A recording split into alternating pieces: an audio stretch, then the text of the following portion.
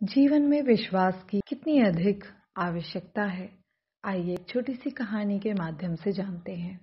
मेरी बेटी की शादी थी और मैं कुछ दिनों की छुट्टी लेकर शादी के तमाम इंतजाम को देख रहा था। उस दिन सफर से लौटकर मैं घर आया तो पत्नी ने आकर एक लिफाफा मुझे पकड़ा दिया। लिफाफा अनजाना था, लेकिन प्रेषक का नाम देखकर मुझे एक आश्चर्य मिश्रित जिज्ञासा हुई। अमर विश्वास, एक ऐसा नाम जिसे मिले मुझे वर्षों बीत गए थे। मैंने लिफाफा खोला तो उसमें $1,00,000 का चेक और एक चिट्ठी थी। इतनी बड़ी राशि, वह भी मेरे नाम पर। मैंने जल्दी से चिट्ठी खोली और एक सांस में ही सारा पत्र पढ़ डाला। पत्र किसी परी कथा की तरह मुझे अचंभित कर गया। उसमें लिखा था, आदरणीय सर, मैं एक छोटी सी भेंट आपको दे रहा हूँ। मुझे नहीं लगता कि आपके एहसानों का कर्ज मैं कभी उतार पाऊंगा। यह उपहार मेरी अनदेखी बहन के लिए है।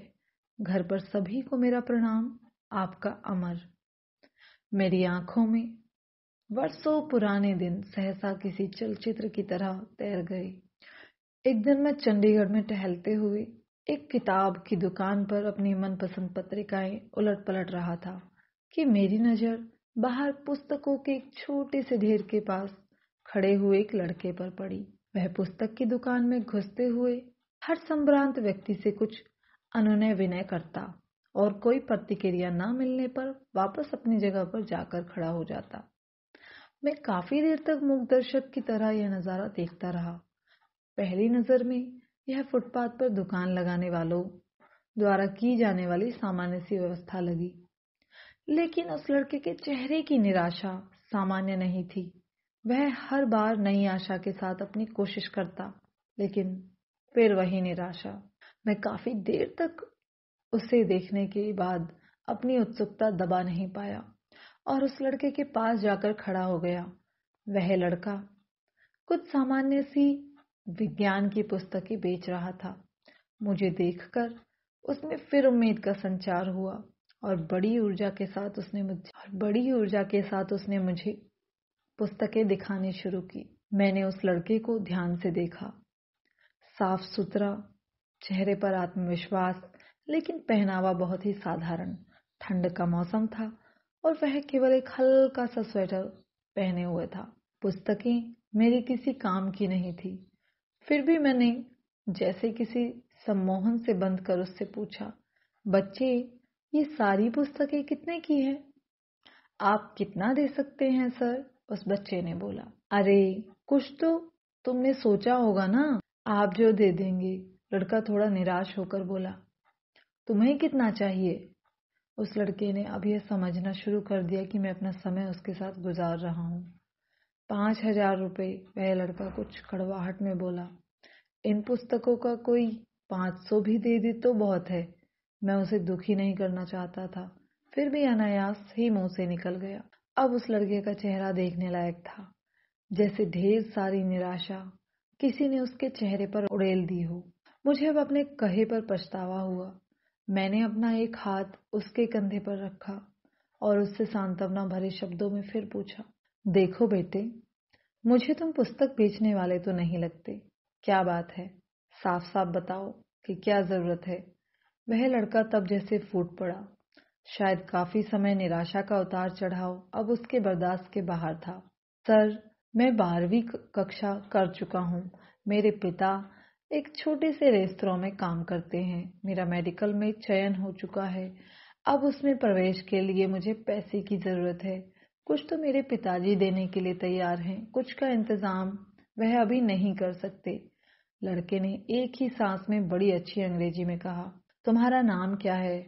मैंने मंत्रमुग्ध होकर पूछा। अमर विश्वास। तुम विश्वास हो और दिल छोटा करते हो? कितना पैसा चाहिए? 5,000। अब की बार उसके स्वर में दीनता दिखी। अगर मैं तुम्हें यह रकम दे दूं तो क्या मुझे वापस कर पाओगे? इन पुस्तकों की इतनी कीमत तो है नहीं। इस बार मैंने थोड़ा हंसकर पूछा। सर, आपने ही तो कहा कि मैं विश्वास हूँ। आप मुझ पर विश्वास कर सकते हैं। मैं पिछले 4 दिन से यहाँ आता हूँ। आप पहले आदमी हैं जिसने इतना पूछा। अगर पैसे का इंतजाम नहीं हो पाया तो मैं भी आपको किसी होटल में कप प्लेटें धोता हुआ मिलूंगा। उसके स्वर में अपने भविष्य की डूबने की आशंका थी। उसके स्वर में जाने क्या बात थी जो मेरे जेहन में उसके लिए सहयोग की भावना तैरने लगी। मस्तिष्क उसे एक जालसाज से ज्यादा कुछ मानने को तैयार नहीं था, जबकि दिल में उसकी बात को स्वीकारने का स्वर उठने लगा था। आखिर में दिल जीत गया। मैंने अपने पर्स से 5,000 रुपए निकाले, जिनको मैं शेयर मार्केट में निवेश करने की सोच रहा था। उन सभी पैसों को मैंने उसे पकड़ा दिया। वैसे इतने रुपए तो मेरे लिए भी माने रखते थे, लेकिन न जाने किस मोह ने मुझसे उन पैसों को निकलवा दिया। देखो बेटे, मैं नहीं जानता कि तुम्हारी बातों में, तुम्हारी इच्छा शक्ति में कितना दम है, लेकिन मेरा दिल कहता है कि तुम्हारी मदद करनी चाहिए, इसलिए कर रहा हूँ। तुमसे 4-5 साल छोटी मेरी बेटी भी है, मिनी। सोचूंगा उसके लिए ही कोई खिलौना खरीद लिया। मैंने पैसे अमर की तरफ बढ़ाते हुए कहा। अमर हतप्रभ था। शायद उसे यकीन नहीं आ रहा था। उसकी आंखों में आंसू तैर आए। उसने मेरे पैर छुए तो आंखों से निकली 2 बूंदें मेरे पैरों को चूम गई। ये पुस्तकें मैं आपकी गाड़ी में रख दूं? कोई जरूरत नहीं, इन्हें तुम अपने पास रखो। यह मेरा कार्ड है, जब भी कोई जरूरत हो तो मुझे बताना। वह मूर्ति बनकर खड़ा रहा और मैंने उसका कंधा थपथपाया। कार स्टार्ट कर आगे बढ़ा दी। कार को चलाते हुए वह घटना मेरे दिमाग में घूम रही थी और मैं अपने खेले हुए जुए के बारे में सोच रहा था, जिसमें अनिश्चितता ही ज्यादा थी। कोई दूसरा सुनेगा तो मुझे एक भावुक मूर्ख से ज्यादा कुछ नहीं समझेगा। अतः मैंने यह घटना किसी को ना बताने का फैसला किया। दिन गुजरते गए। अमर ने अपने मेडिकल में दाखिले की सूचना मुझे एक पत्र के माध्यम से दी। मुझे अपनी मूर्खता में कुछ मानवता नजर आई। एक अनजान सी शक्ति में या कहीं दिल में अंदर बैठे मानव ने मुझे प्रेरित किया कि मैं 1,000-2,000 रुपए उसके पते पर फिर भेज दूं। भावनाएं जीती और मैंने अपनी मूर्खता फिर दोहराई। दिन हवा होते गई।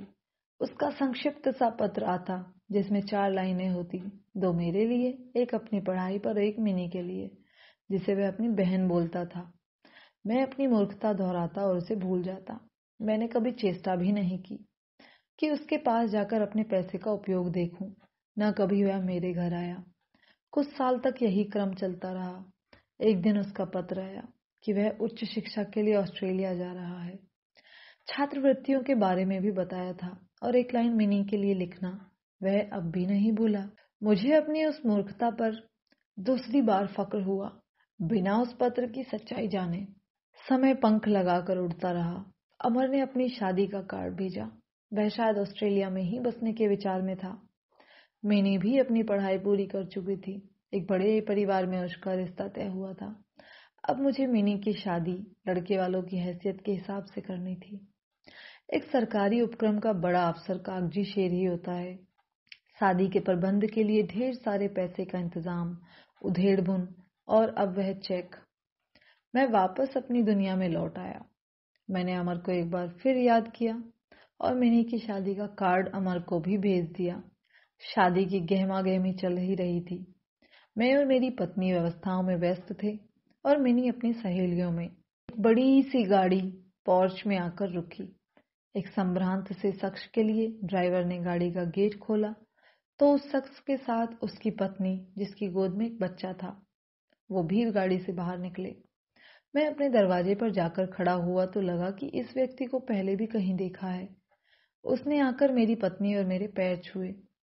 सर, मैं अमर, वह बड़ी श्रद्धा से बोला। मेरी पत्नी अचंभित सी खड़ी थी। मैंने बड़े गर्व से उसे सीने से लगा लिया। उसका बेटा मेरी पत्नी की गोद में घर सा अनुभव कर रहा था। मिनी अब भी संशय में थी। अमर अपने साथ ढेर सारे उपहार लेकर आया था। मिनी को उसने बड़ी आत्मीयता से गले लगाया। मिनी भाई पाकर बड़ी खुश थी। अमर शादी में एक बड़े भाई की रस्म हर तरह से निभाने लगा। उसने न तो कोई बड़ी जिम्मेदारी मुझ पर डाली और न ही मेरे चाहते हुए मुझे एक भी पैसा खर्च करने दी। उसके भारत प्रवास के दिन जैसे पंख लगाकर उड़ गए। इस बार अमर जब ऑस्ट्रेलिया वापस लौटा तो हवाई अड्डे पर उसको विदा करते हुए न केवल मेरी बल्कि मेरी पत्नी और मिनी सभी की आंखें नम थी। हवाई जहाज ऊंचा और ऊंचा आकाश में छूने चल दिया और उसी के साथ साथ मेरा विश्वास भी आसमान छू रहा था। मैं अपनी मूर्खता पर एक बार फिर क्रवित था और सोच रहा था कि इस नश्वर संसार को चलाने वाला कोई भगवान नहीं, हमारा विश्वास ही है। आज की वीडियो में इतना ही। धन्यवाद।